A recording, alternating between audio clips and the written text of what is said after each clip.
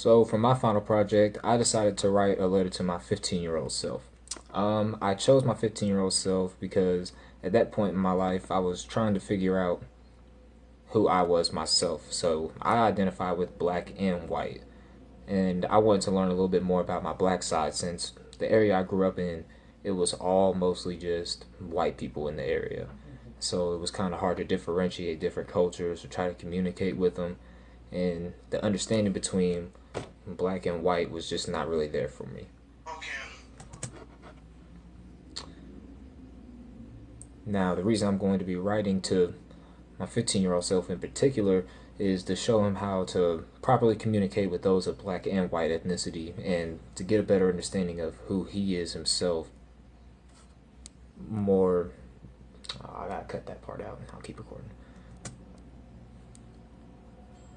So first of all, before you can understand how to communicate with other races, you gotta understand who you are yourself. And black identity is one of those things that I feel like I need to identify myself with and be more familiar with before I can start telling other people, how I identify or how to, you know, meet and communicate with these certain people. And so the black culture doesn't really identify with how most people think it does. And most people start to think of those stereotypes that, like, I don't know, for instance, all black people love chicken and watermelon. Not true. All black people like love Kool-Aid. Not true at all. Like, we're rowdy, loud, gangsters, violent. We're not none of that.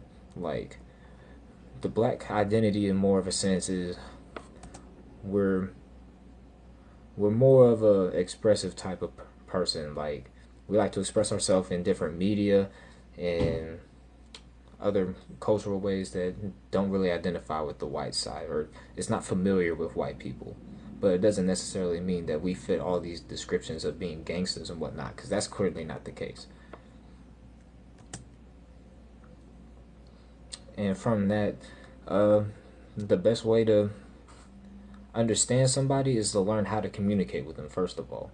And so you get that through communication competence. And from what I learned in class, communication competence is the effectiveness and appropriateness of a conversation.